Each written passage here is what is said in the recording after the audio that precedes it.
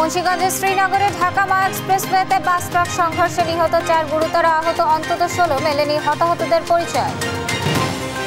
বাংলাদেশ থেকে স্থলবন্দর দিয়ে 9 ধরনের পণ্য আমদানিতে ভারতের নিষেধাজ্ঞা, ভারতীয় রপ্তানিকারকদের ক্ষতির শঙ্কা। চীনের সফর সফল, দেশে ফিরে জানালেন মির্জা ফখরুল, বিএনপি সিপিসি সমঝোতা 2 দেশের সম্পর্কে নতুন মাত্রা যোগ করবে। সংস্কার, বিচার ও পিআর পদ্ধতিতে জাতীয় নির্বাচনের দাবিতে ইসলামী আন্দোলনের মহাসমাবেশ আজ, জমায়েত হবে কয়েক লাখ জনতা। অনলাইন বুকিংয়ে হবে বন্ধুর সঙ্গে স্বজনদের সাক্ষাৎ, ব্যবহার হবে অ্যাপ, পরীক্ষামূলক কার্যক্রম শুরু হবে কাশিমপুর কারাগারে। ইরানের পারমাণবিক কর্মসূচি ধ্বংসের দাবি, যুক্তরাষ্ট্র ইসরায়েলের বাধা ছাড়াই কর্মকাণ্ড চালিয়ে যাওয়ার ঘোষণা তেহরানের। এবং কলম্বো টেস্টে ইনিংস হারের শঙ্কা নিয়ে চতুর্থ দিন শুরু করবে বাংলাদেশ, পিছিয়ে 96 রানে তাইজুলের 5 উইকেট।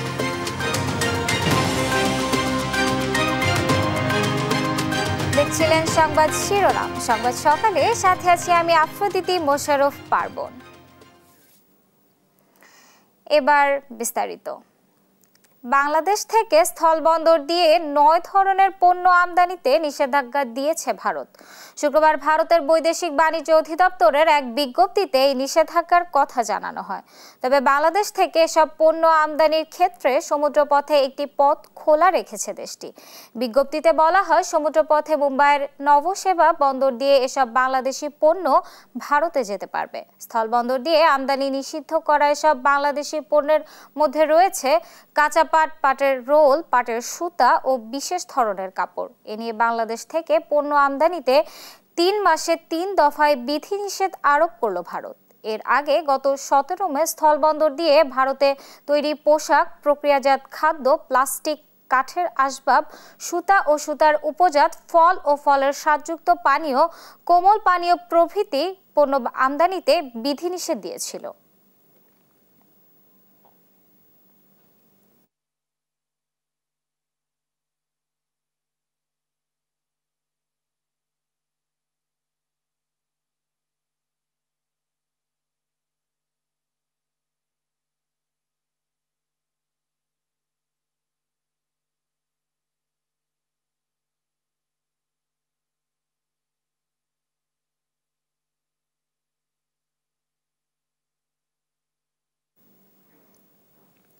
মুন্সিগঞ্জের হাসারায় ঢাকা মাওয়া এক্সপ্রেসওয়েতে বাস ও ট্রাকের সংঘর্ষে প্রাণ হারিয়েছেন 4 জন, আহত হয়েছেন অন্তত 16 জন। গত রাত 3টার দিকে হাসারা ব্রিজ 2 এর মধ্যবর্তী স্থানে এই দুর্ঘটনা ঘটে।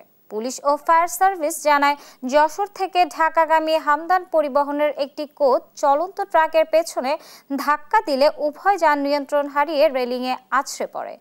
ঘটনাস্থলেই মারা যান 2 জন। খবর পেয়ে শ্রীনগর ফায়ার সার্ভিস কর্মীরা দ্রুত পৌঁছে আহতদের উদ্ধার করে হাসপাতালে পাঠান। সেখানে মারা যান আরও 2 জন। ফায়ার সার্ভিস জানিয়েছে, আহতদের মধ্যে কয়েকজনের অবস্থা আশঙ্কাজনক। হতাহতের পরিচয় শনাক্ত কাজ করছে স্থানীয় প্রশাসন। এই ঘটনায় কিছু সময় যান চলাচলে বিঘ্ন হলেও পরে তা স্বাভাবিক হয়।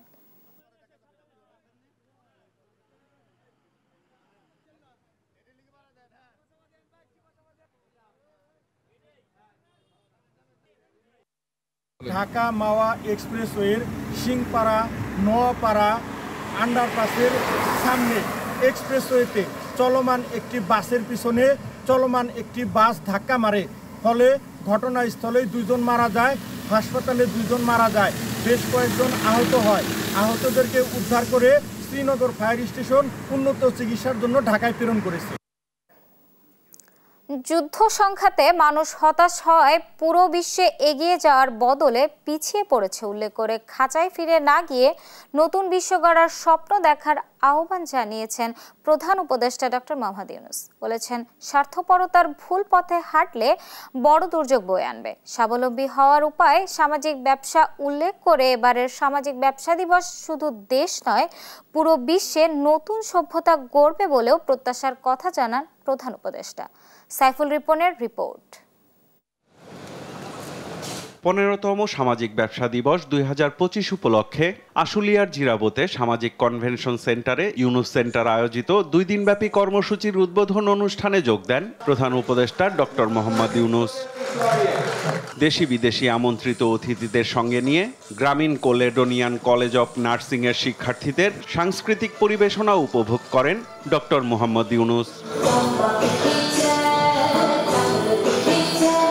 প্রধান অতিথির বক্তব্যে সামাজিক ব্যবসার নতুন বিশ্ব গড়ার অন্যতম নিয়ামক দাবি করে সামাজিক ব্যবসা প্রসারে গ্রামীণের নেয়া নানা উদ্যোগে বিগত সরকারের দেয়া বাধার কথা তুলে ধরেন doctor Mohammad Yunus. This was built for Social Business Day, but you couldn't hold that Social Business Day. এই কনভেনশন সেন্টার তৈরি করা হয়েছিল সামাজিক ব্যবসা দিবসকে কেন্দ্র করে, কিন্তু সরকার তা করতে দেয়নি। শিক্ষার দুরবস্থার কথা ভেবে বিশ্ববিদ্যালয় করতে চাইলেও তা করতে দেয়নি সরকার। Because we cannot give you the permission. স্বার্থপরতার ভুল পথে হাঁটলে বিশ্ব সভ্যতায় দুর্যোগ নেমে আসবে বলেও মন্তব্য করেন তিনি। বলেন, স্বাবলম্বী হতে যুক্ত হতে হবে সামাজিক ব্যবসায়। আমরা ভুল পথে আছি, এভাবে চললে বিশ্ব বিপর্যয়ের মধ্য দিয়ে শেষ হবে। এবছর সব উল্টো হচ্ছে, যেখানে সামনের দিকে এগিয়ে যাওয়ার কথা সেখানে সব পিছিয়ে যাচ্ছে। ভয়ঙ্কর সব ঘটনা ঘটছে। ভারত পাকিস্তান যুদ্ধে জড়াচ্ছে, ইউক্রেন পরিস্থিতি চলছে, ইসরায়েল ইরান পরিস্থিতি, এগুলো থামাতে কতদিন লাগবে জানি না। তরুণ প্রজন্ম দেশকে গভীর অন্ধকার থেকে বের করে এনেছে উল্লেখ করে নতুন পরিকল্পনা নিয়ে সবাইকে কাজ শুরুর আহ্বানও জানান প্রধান উপদেষ্টা। তরুণরাই বের হয়ে এসেছিল, বলেছিল যথেষ্ট হয়েছে, এবার চলে যাও। তারা জীবন দিয়েছে, তারা দেশকে অল্প সময়ে গভীর অন্ধকার থেকে দেশকে আলোতে এনেছে। এই ঘটনা শুধু বাংলাদেশের জন্যই প্রযোজ্য নয়, সারা বিশ্বের তরুণরাই করতে পারে। নতুন বিশ্ব গড়ার প্রত্যয় আমাদের।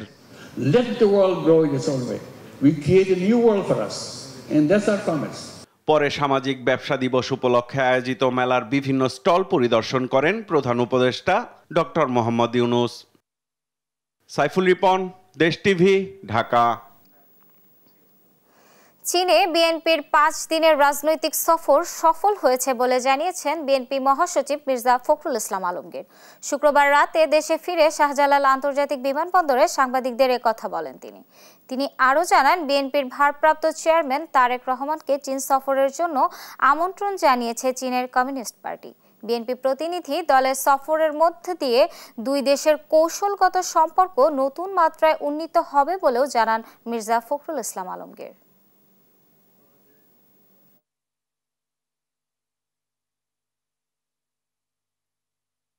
5 দিনের একটা সফরে আমাদের এই সফরটা মূলত ছিল রাজনৈতিক। আমরা চীনের যে কমিউনিস্ট পার্টি আছে সিপিসি, তাদের আমন্ত্রণে আমরা গিয়েছিলাম। আমাদের এই সফরটি অত্যন্ত সফল হয়েছে। পার্টি টু পার্টির একটা 2 বছরের রাজনৈতিক ডায়ালগের জন্য, পলিটিক্যাল ডায়ালগের জন্য একটা এমইউ করার আলোচনা হয়েছে। প্রধান উপদেষ্টা ও প্রধান নির্বাচন কমিশনারের বৈঠকের বিষয়গুলো জনগণের সামনে স্পষ্ট করার দাবি জানিয়েছেন বিএনপির স্থায়ী কমিটির সদস্য সালাউদ্দিন আহমেদ। এ সময় দেশের বর্তমান প্রেক্ষাপটে স্থানীয় সরকার নির্বাচন আয়োজনের কোনো সুযোগ নেই বলে মন্তব্য করেন তিনি। নিয়াজ মুর্শেদের রিপোর্ট। সরকার তার নিরপেক্ষতা বজায়। শুক্রবার বিকেলে গুলশানে নিজ বাসায় সমসাময়িক বিষয় নিয়ে সাংবাদিকদের সঙ্গে মতবিনিময় করেন বিএনপির স্থায়ী কমিটির সদস্য সালাউদ্দিন আহমেদ। যেটা সিদ্ধান্ত হয়েছে, এ সময় তিনি প্রধান উপদেষ্টার সঙ্গে নির্বাচন কমিশনারের বৈঠকের বিষয়বস্তু জাতির সামনে তুলে ধরার দাবি জানান। সবাই এখন আমরা ধারণা করে নিচ্ছি মাননীয় প্রধান উপদেষ্টা হয়তো তার মেসেজটি প্রধান নির্বাচন কমিশনারকে জানিয়েছেন ফেব্রুয়ারি 2026-এর প্রথমার্ধে রমজান শুরু হওয়ার আগের সপ্তাহে নির্বাচন অনুষ্ঠানের জন্য প্রস্তুতি গ্রহণের বিষয়ে। এটা আমাদের ধারণা, আমরা জানি না সত্যি এটা উনি কমিউনিকেট করেছেন কিনা, এই পরামর্শ দিয়েছেন কিনা বা ইনস্ট্রাকশন দিয়েছেন কিনা।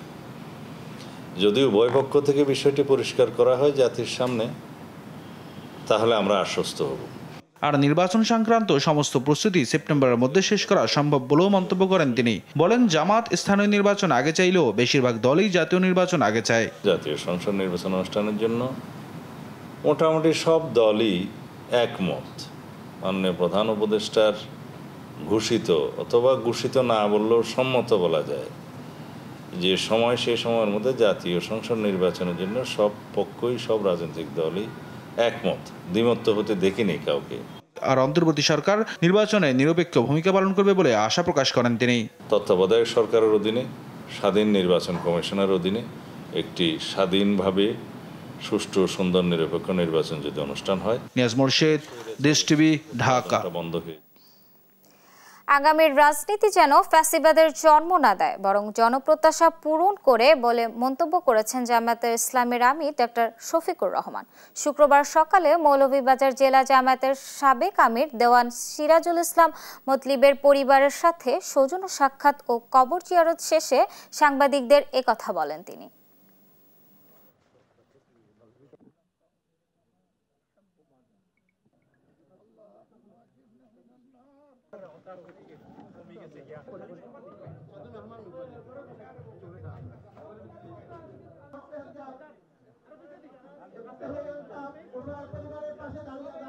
রাজনীতি বাংলাদেশের যেন স্বচ্ছ হয়, সুন্দর হয়, আগামীর রাজনীতিটা যেন আবার ফেসিবাদের কোনো জন্ম না দেয়, বরঞ্চ জনপ্রত্যাশা যেন পূরণ হয়। এই ব্যাপারে রাজনৈতিক দল যারা আছেন তারা যেন সত্যিকার অর্থে মুখে যেভাবে বলেন সেইভাবে দলের স্বার্থের ঊর্ধ্বে উঠে দেশ এবং জাতির স্বার্থকে আমরা সবাই দেখতে পারি। প্রশাসনের নিরপেক্ষতা প্রমাণে সব না হোক, স্থানীয় সরকারের অন্তত সিটি কর্পোরেশন, উপজেলা বা পৌরসভার নির্বাচন জাতীয় নির্বাচনের আগে হওয়া উচিত বলে মনে করেন গণ অধিকার পরিষদের সভাপতি নুরুল হক নূর। শুক্রবার দুপুরে রাজধানীর ডিপ্লোমা ইঞ্জিনিয়ার্স ইনস্টিটিউটে দলের বিশেষ বর্ধিত সভায় একথা বলেন তিনি। নূর বলেন, এই সরকারের আগের মতো দিনের ভোট রাতে করে কিনা স্থানীয় সরকার নির্বাচন হলে তারও প্রমাণ পাওয়া যাবে। অন্তর্বর্তী সরকার ও বর্তমান প্রশাসন একটি বিশেষ দলের দিকে ঝুঁকে পড়েছে। তারা ভাবছে ও দলই আগামীতে ক্ষমতায় আসছে।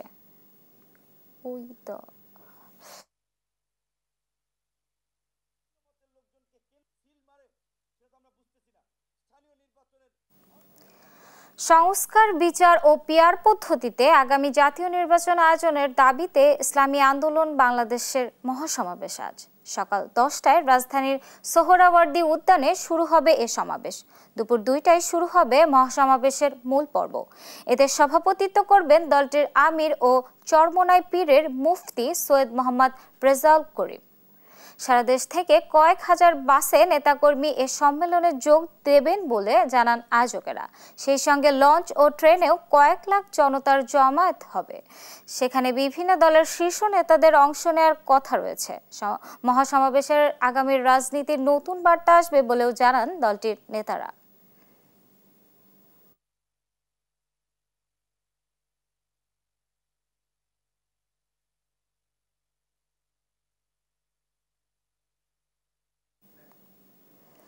সাবেক প্রধান নির্বাচন কমিশনার KM নুরুল হুদাকে ফের 4 দিনের রিমান্ড দিয়েছে আদালত। শুক্রবার বিকেলে নুরুল হুদাকে CMM আদালতে তুলে 10 দিনের রিমান্ড আবেদন করেন মামলার তদন্তকারী কর্মকর্তা। পরে শুনানি শেষে 4 দিনের রিমান্ড মঞ্জুর করে আদালত।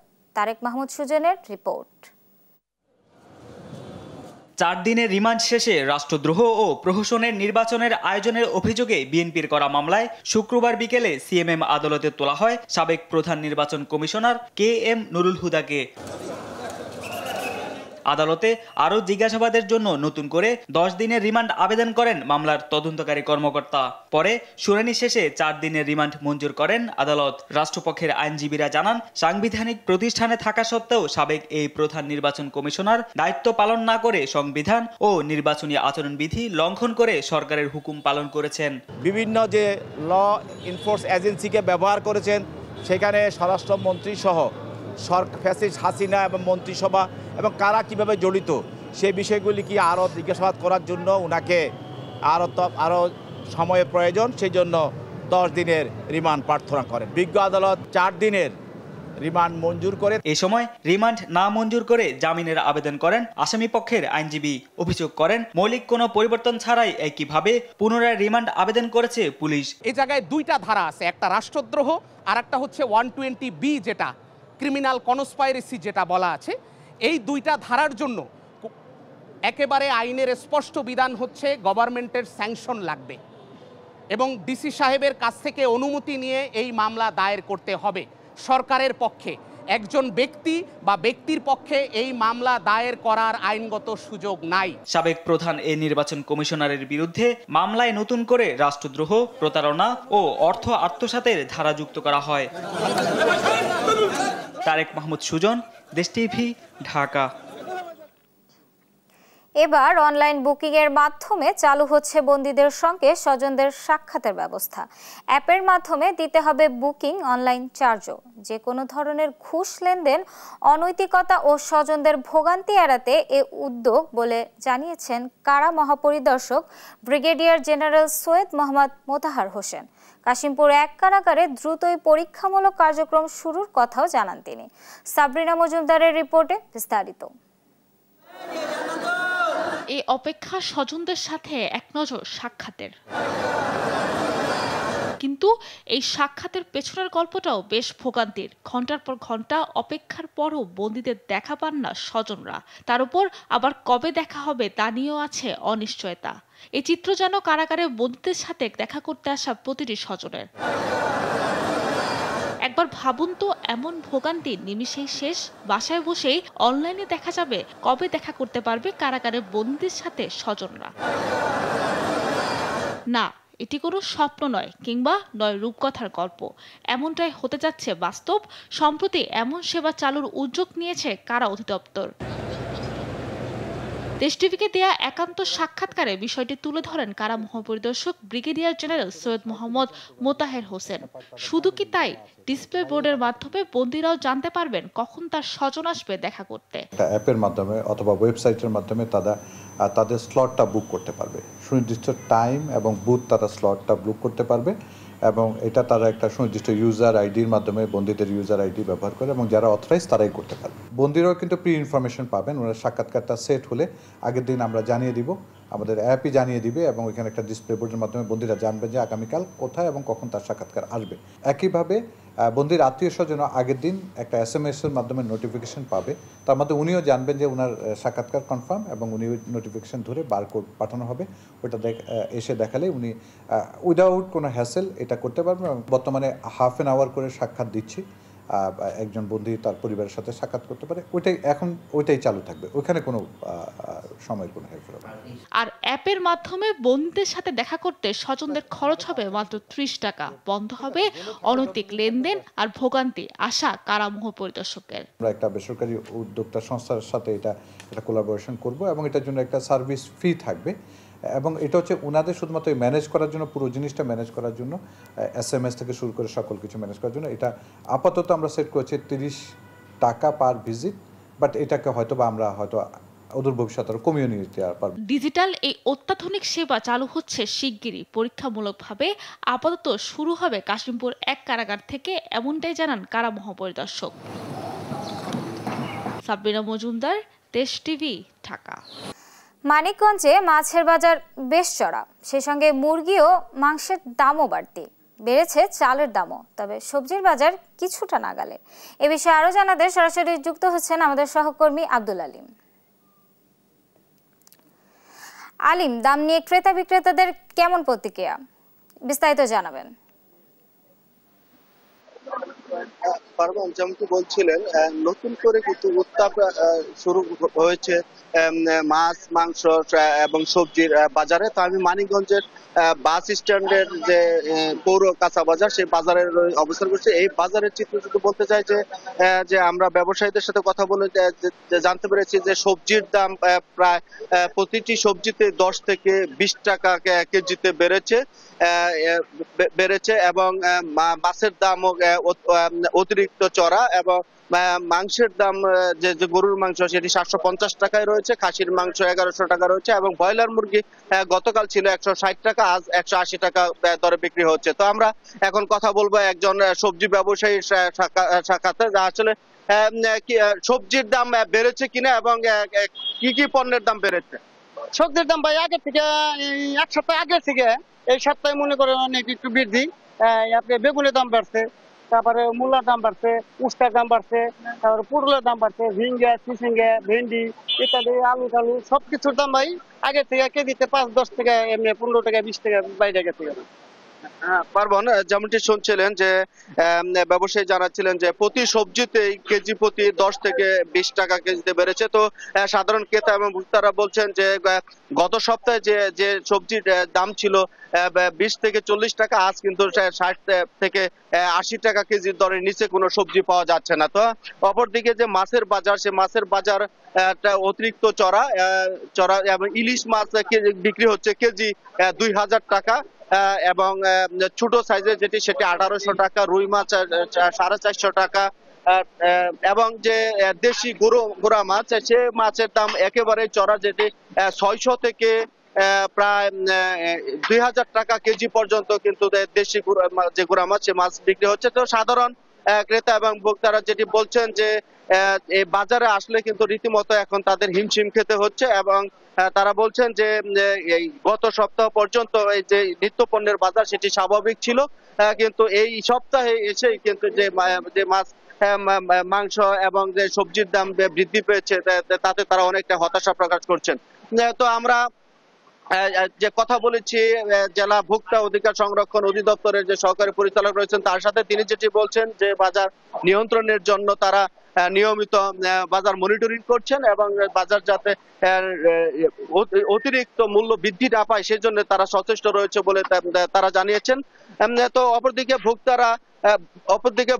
ভোক্তারা বাজার মনিটরিং এর বিষয়টি তারা জোর দিতে বলেছেন, প্রশাসনের প্রতি দাবি জানিয়েছেন যে বাজার মনিটরিংটা যেন অবশ্যই জোরদার করা হয়, যাতে এই নিত্য পণ্যের বাজার যেন স্থিতিশীল থাকে, তার দাবি জানিয়েছেন।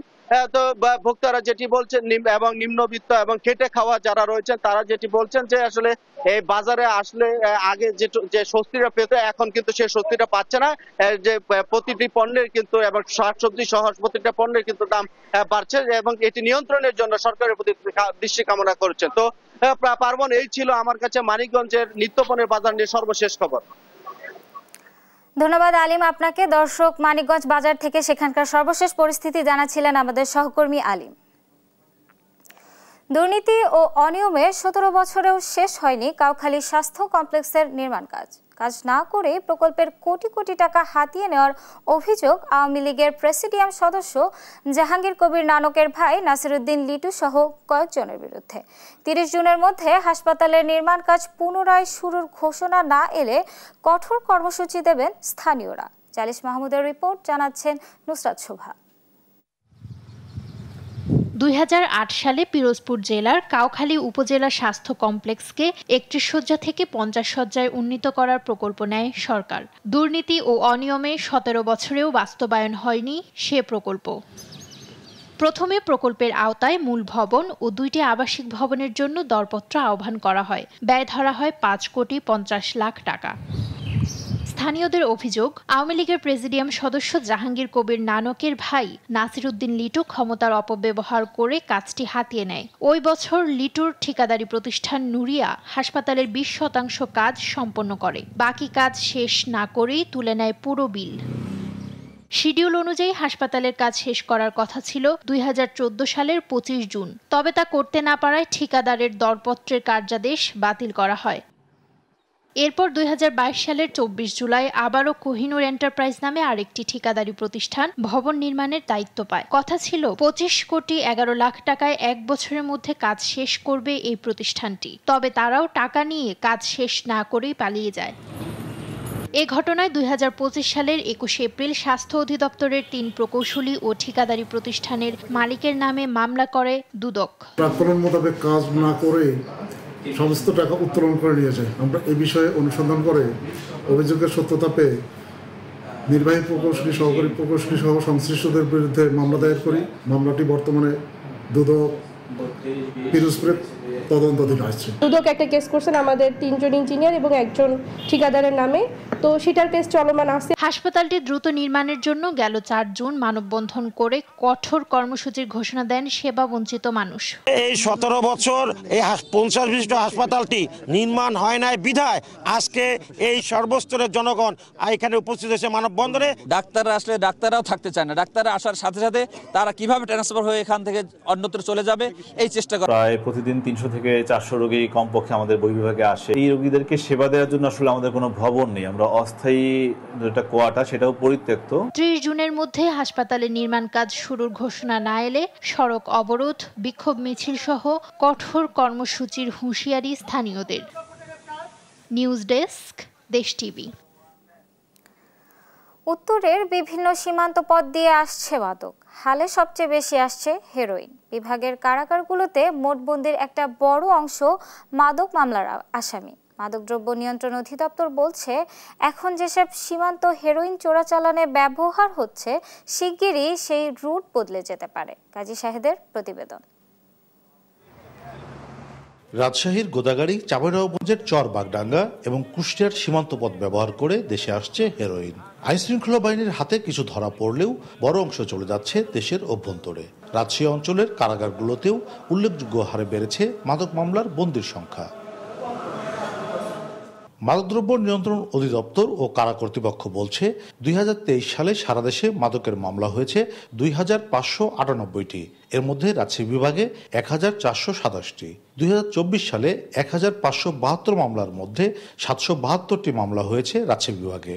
এই বিভাগের 8 কারাগারে মোট বন্দী আছে 8966 জন। এর মধ্যে মাদক মামলায় বন্দী 2562 জন। 2024 সালে সারা বাংলাদেশে হেরোইনের মামলা হয়েছে 1572টি। তো তার মধ্যে 772টি মামলা হচ্ছে রাজশাহী ডিভিশনে। রাজশাহী ডিভিশনের 8টি কারাগারের মধ্যে সর্বোচ্চ 46% বন্দী মাদকে।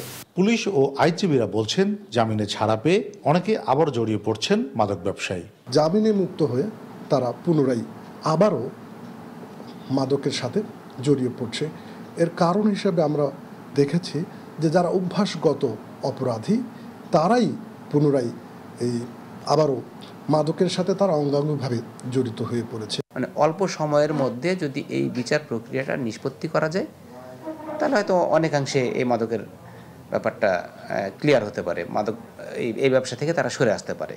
রুট বদলে নতুন উপায়ে হেরোইন চোরাচালানের শঙ্কা করছে মাদকদ্রব্য নিয়ন্ত্রণ অধিদপ্তর। সংস্থাটির দেয়া গোয়েন্দা তথ্যে বলা হয়েছে, হেরোইনের কাঁচামাল এখন উৎপাদন হচ্ছে মায়ানমারে, যা ভারত হয়ে আবার বাংলাদেশে আসছে। আশঙ্কা করছি যে মায়ানমার থেকে উল্টা আমাদের দিকে হেরোইনের যে কাঁচামাল সেটি বাংলাদেশ দিয়ে ইন্ডিয়াতে যাচ্ছে, এবং ইন্ডিয়ার সীমান্তবর্তী এলাকায় কিছু ক্ল্যান্ডেস্টাইন ল্যাব আছে, ওই ল্যাবগুলোতে এগুলো ম্যানুফ্যাকচারিং করে সীমান্ত পার হয়ে আবার আমাদের দেশে আসছে। হেরোইন চোরাচালানের সঙ্গে জড়িত 92 গডফাদারের তালিকা করেছে পুলিশ, যাদের সন্ধানে চলছে অভিযান। কাজী শাহেদ, দেশ টিভি, রাজশাহী।